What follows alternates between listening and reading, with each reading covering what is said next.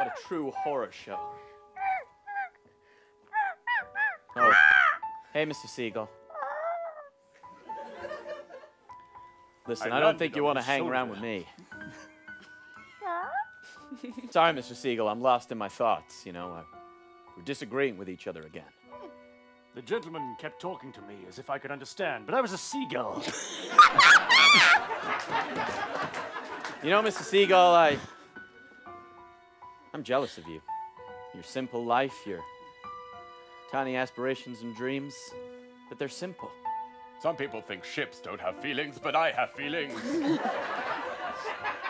Little could the ship know of the horrors of my true existence. That seagull's been crapping on me for so many years. I am the sea! Deeper than 1,000 lakes. Wider than 10 lakes. Sideways, greater in measurement than 40 lakes. I am the sea. Conscience, what should I do?